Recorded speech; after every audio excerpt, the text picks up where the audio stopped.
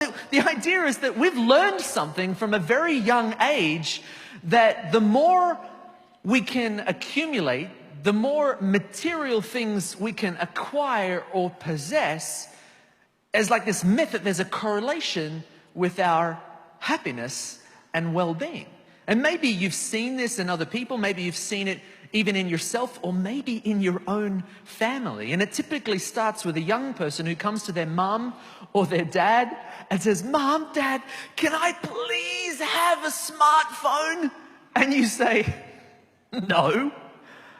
Those things are expensive. I'm not getting you a smartphone." But the child then begs and pleads and says, "But you don't understand, Mom, like every one of my friends has one." Am I speaking to anybody? And then the child says something that makes you do a double take. It makes you stop and pause and consider and think, maybe, just maybe, it could be a good idea.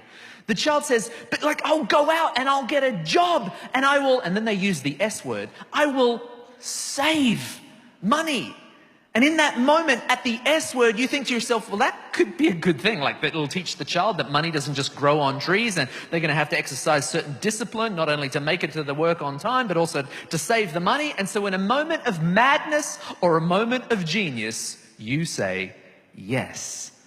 And the child presses the green go button on the treadmill of life. As they go down to the local hamburger joint and they're flipping burgers now, or to the local cafe and they're learning how to be a barista and serve coffee. And by the way, in Australia, we say that when it comes to coffee in America, America needs Jesus. Just saying. The idea is, so anyway, so they're making a little bit of money now, and they've been putting that money aside and saving it until eventually they've got enough money to buy their very own smartphone. And then they text all 4,000 of their friends to let them know that they've got a smartphone, and then the first bill comes in for that smartphone. Now, I knew the phone was expensive, but I had no idea that maintaining the phone could be as expensive. But that bill is nothing in contrast to the college bill that came in, because I had to go in debt to pay that bill. But that college bill was nothing in contrast to the girl I met at college. She was really expensive, and things were going so well that I decided to buy her a big old hunkin' engagement rock, and that thing was really, really expensive. But now that we're spending money, why don't we get married and spend some more money on a wedding? That thing was super expensive. But since we're spending money left, right, and center, why don't we buy an apartment? And now we've got a mortgage hanging over our head. But since we're spending money, why don't we have children?